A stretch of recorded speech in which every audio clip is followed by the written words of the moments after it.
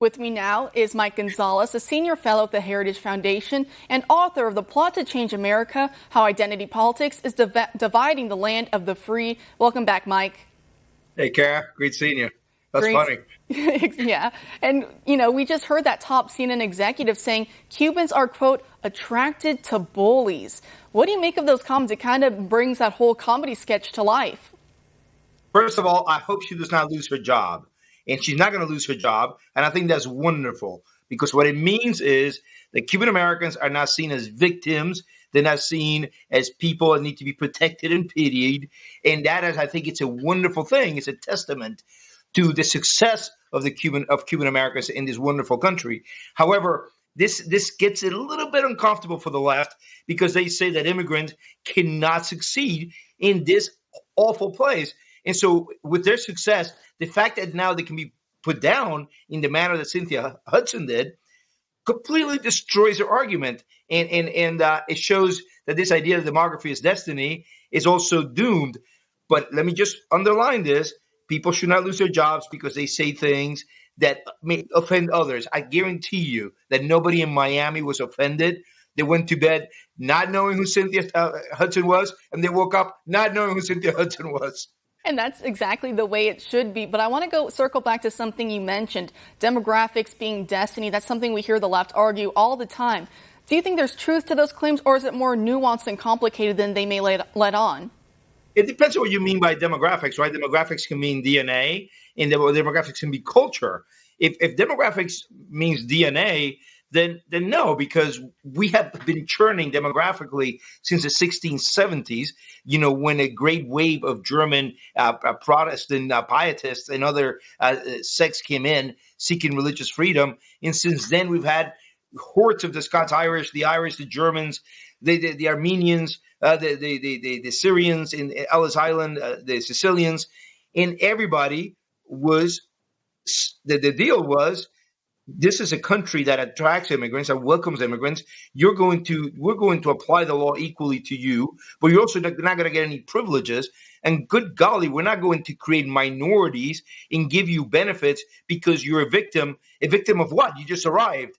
We've done this now since '65 with the new immigrants, but it is not.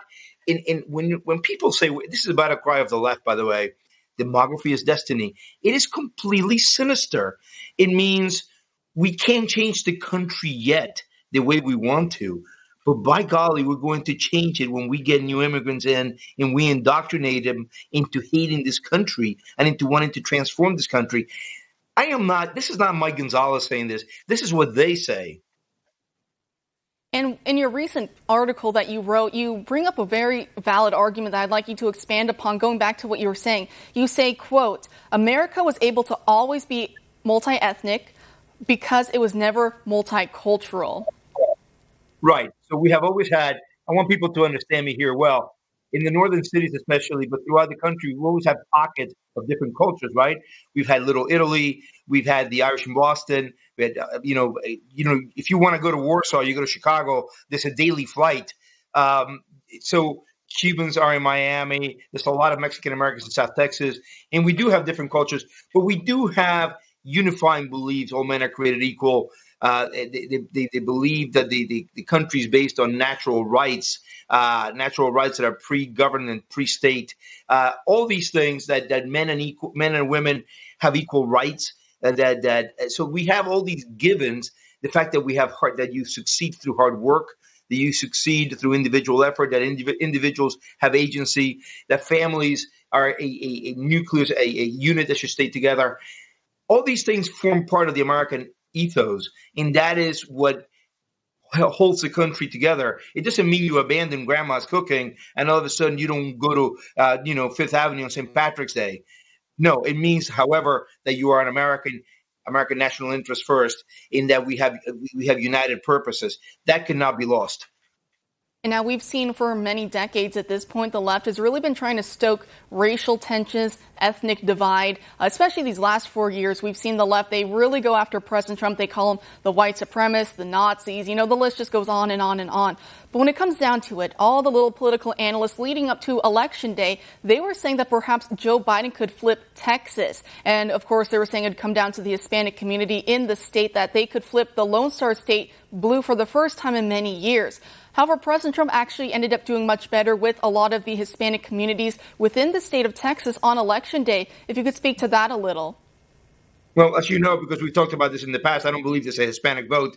In Texas, in the Rio Grande Valley, it's overwhelmingly Mexican-American. And oh my God, this idea for the last 4 years, calling out Trump, the people who were ostensibly the targets of this ill treatment, they're the ones who turned out in great numbers, surprised everybody, not just Cuban-Americans in Miami, a lot of South Americans, Venezuelan Americans, Colombian Americans, Puerto Ricans in Central Florida, may have also in Osceola County, the I-4 corridor, turned out for Trump in greater numbers. But it is really that Tejano country in the Rio Grande Valley in southern Texas that really surprised a lot of people. It actually didn't surprise me. These are people who have been in this country for 4 or 5 generations, sometimes 15 generations. They first got there, their ancestors first got there in the 1600s, the 1700s. They're Texans. They're Texans. They're Americans. You're exactly right, Mike. Thank you so much for joining us tonight.